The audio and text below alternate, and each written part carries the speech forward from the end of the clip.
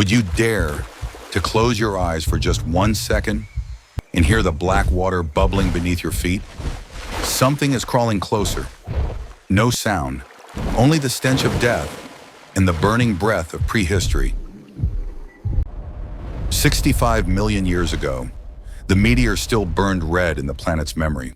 The dinosaurs had turned to ash, but from that ash, Earth did not fall silent.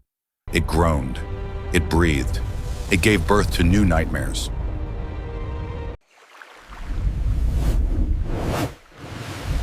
In the primeval rainforests of the Amazon, where a single spoonful of soil holds more life than all of modern Europe, a colossal shadow slithers beneath waters as murky as diluted blood. Longer than a double-decker bus, as heavy as 22 bulls at their peak, its scales gleam like infernal armor forged from ancient oil. With every breath it takes, the duckweed trembles, as if in fear. They call it Titanoboa cerrejonensis, the bearer of the curse of dead gods.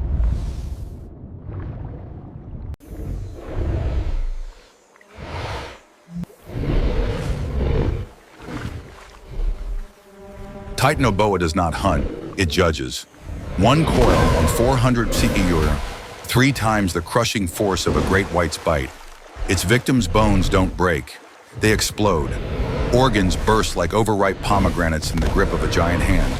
It once swallowed a 6-meter Acherontisicus whole in just 7 minutes, leaving behind the crocodile's staring head, floating as a warning. In the darkness of the Cerrejon swamps, it is the faceless death. Palm trees bow as it passes. Swarms of metallic blue morpho butterflies scatter like banished souls. For 10 million years, not a single creature has dared to meet its golden eyes, because those who do, die.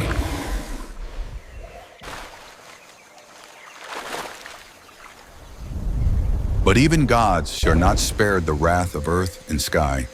The Paleocene, an age of steam and overflowing life, began to fade. Global temperatures dropped by 8 degrees Celsius in just 3 million years.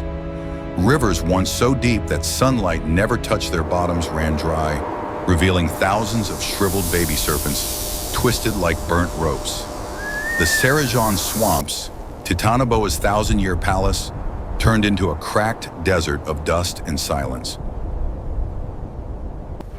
The colossal body that was once a weapon had become a shackle.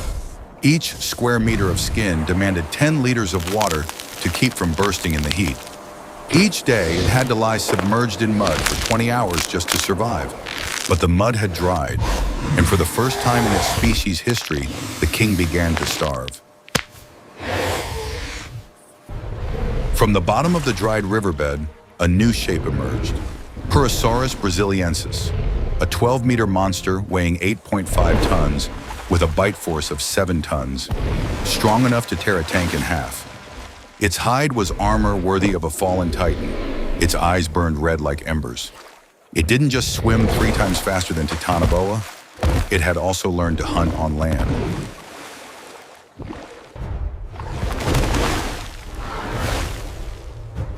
At the same time, millions of smaller crocodiles, swift as jaguars, breeding like locusts, flooded every remaining pool of water. Titanoboa became an exile in its own kingdom.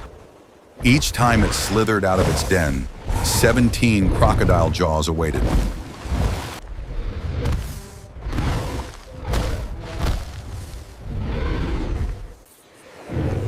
Every bite left a nest of flesh-eating bacteria within 72 hours. Scales, once invincible, now fell away like the autumn leaves of hell.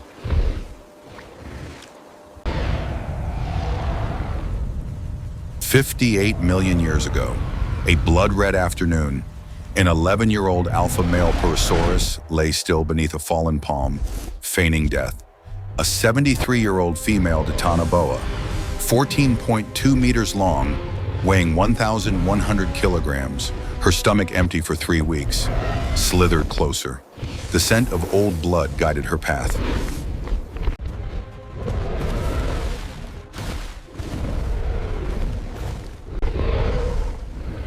The serpent's body coiled 8 times around the crocodile. The ground cracked and split like a magnitude 6 quake. 14 of Purussaurus's ribs snapped in 4 seconds. Blood sprayed 3 meters high, staining the palm forest crimson.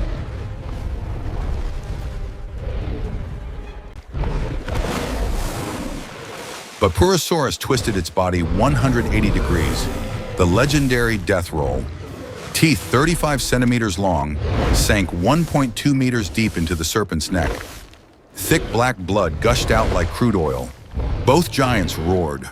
The sound carried for 8 kilometers, sending the howler monkeys screaming in terror. 30 minutes later, the water fell silent. Titanoboa's body drifted, its golden eyes still wide open, staring at the sky. On the shore, Purussaurus dragged itself away, half its body crushed, yet still alive. The throne of the swamp had a new king. From then on, Titanoboa withered in solitude. Each generation born was 1.5 meters shorter than the last.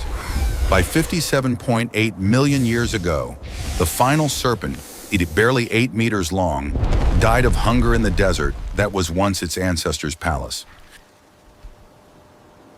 No meteor, no volcano, only the wind whispering through millions of fossilized vertebrae, a mournful requiem for a dynasty erased by the will of the earth itself.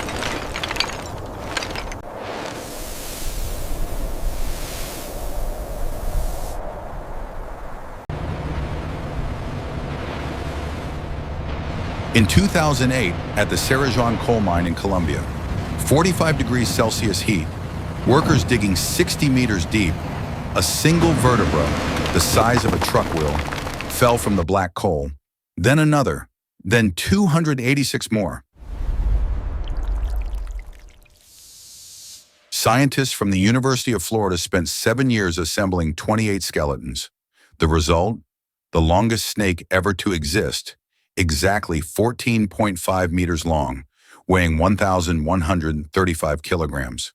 The only fossil proof that there was an age when snakes did not crawl beneath the earth, but wore the crown upon the throne of the world. 58 million years have passed, but on every full moon night in Cerrejón, locals still swear they can hear a faint hiss rising from beneath the ground, as if something whispers, "The throne does not belong to the mightiest. It belongs to the one who survives after the mighty have fallen."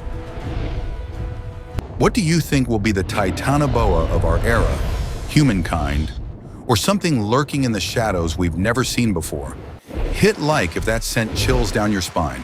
Subscribe and turn on the bell so you don't miss episode 4, Megalodon versus Leviathan, the war in the 4,000-meter abyss, final SFX, a 7-second serpent hiss fading into a blood-red logo, Prehistoric Titans, when size is no longer a curse.